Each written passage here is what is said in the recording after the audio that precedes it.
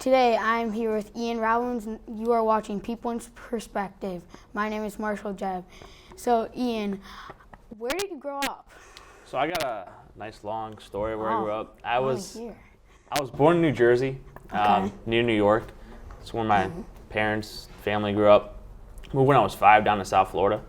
So grew up near Fort Lauderdale. Grew up there. That's where I really call home, South Florida. So Fort Lauderdale. The town was called Coral Springs. Kind of just a nice suburban town, close to the beach. Near the retirement communities of South Florida. We're closer to Miami, closer to Fort Lauderdale. So I grew up there. Went to all school, high school. Went to college at University of Florida. So I really identify with the South Florida, the Miami, Florida, and then after college, University of Florida, I ended up moving out to Chicago, and now I call it Chicago home. So I've had 3, you got the New York, South Florida, Chicago, all called home before. That's pretty cool. Did any, since you lived in Florida, did any hurricanes affect you and your family? Yeah, so hurricanes are really part of the culture, and growing up, we had as many hurricane days as somebody out here might have had snow days. So hurricanes were just a part of what we knew. We knew hurricane safety. Our houses were all hurricane proof. I'd say there was probably about 3 or 4 that hit us. One that really affected us a lot. So we shut down school, I think 3 or 4 separate years for hurricanes. That was over the course of growing up, elementary school, middle school, and high school. But one that really hit hard was 2006 when Hurricane Wilma hit. That was really the one that we got the most damage of. We lost power for the most time. We lost power, we lost trees, we got roof damage, and we had just other kind of house damage where our screen in our backyard just totally caved in to our backyard and totally just got everything destroyed.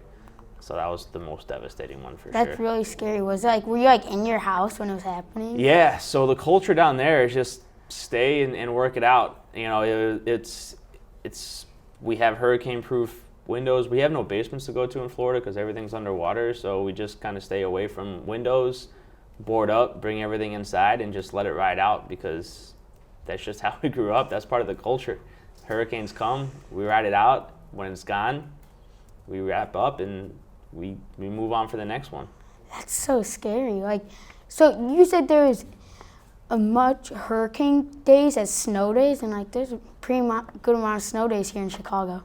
Yeah, so hurricanes coming. So the nice thing about hurricanes is you could track it and you know when they're coming. So you know weeks out in advance if hurricane's going to come. So if it gets to a point where the storm is big enough that there's threatening damage, they're going to say, we're going to shut down schools, let everybody stay home. So just that's built in and say, okay, the threat of a hurricane comes. And a lot of times, even though the threat of a hurricane comes, it's not as bad as it once seems to be. Either the course goes off or the storm weakens. And so it's not as damaging as bad. We've been lucky enough that we haven't had the real devastation that other places have, but it's just built in and is prepared for us. So they make the calls ahead of time before it actually comes so everybody can prepare. On hurricane days, because I know on snow days, I'm yes, no school. Is that how you guys would feel down in Florida? Yeah, it was, because a lot of times we didn't even lose power. So as long as we didn't lose power, it was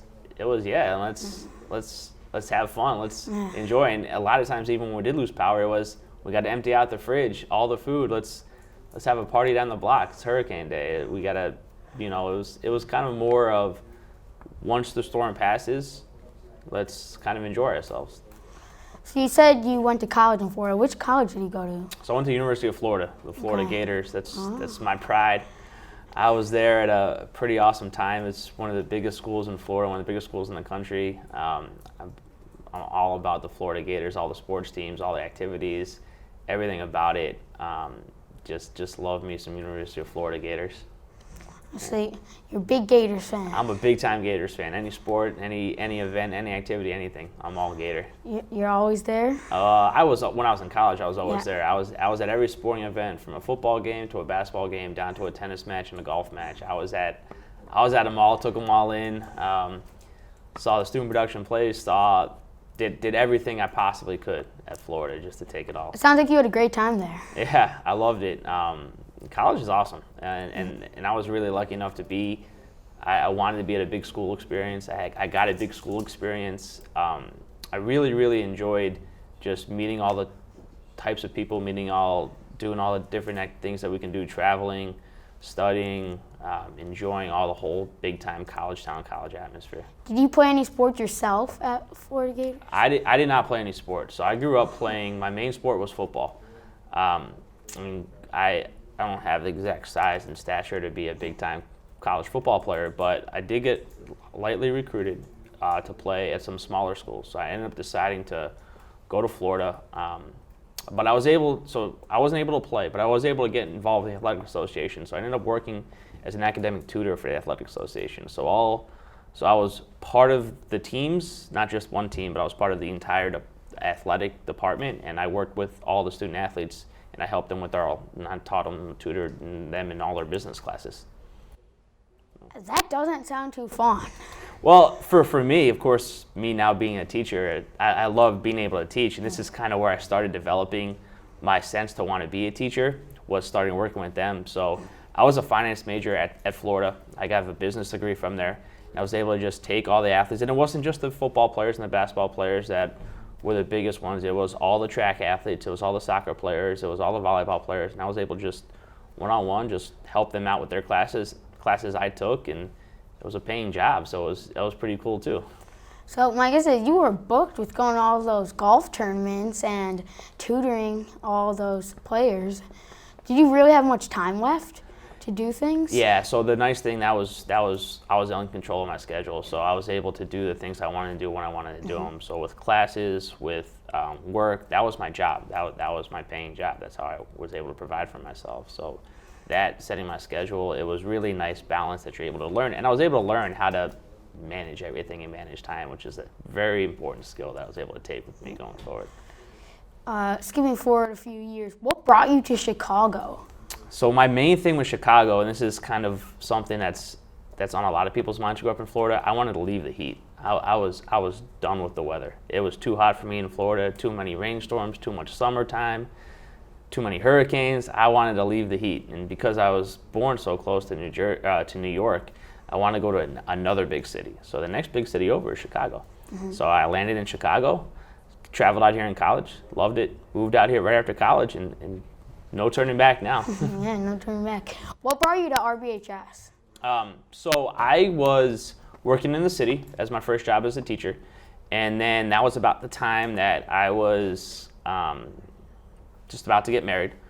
So I knew I wanted to make a move out, and I didn't know much about anything else. My wife was from the western suburbs, and I was able and lucky enough that in the middle of summer, RB had an opening in the math department, and I was able to come in, teach math, and they had a couple openings with the football program and the girls track program, so I was able to coach those two sports that I love coaching, and that was 4 years ago.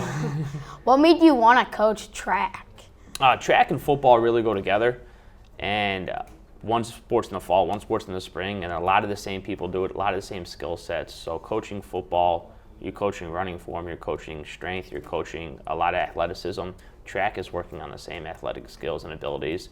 So they're just a natural transition, and I knew I wanted to coach a second sport. So track was the other one that I really had the most knowledge and interest in. So when I started out coaching 8 years ago, before I started teaching, it was football and track, and it's been with me ever since. Well, it was nice having you here, Ian. Great time having you. Well, we'll catch you next time on People in Perspective.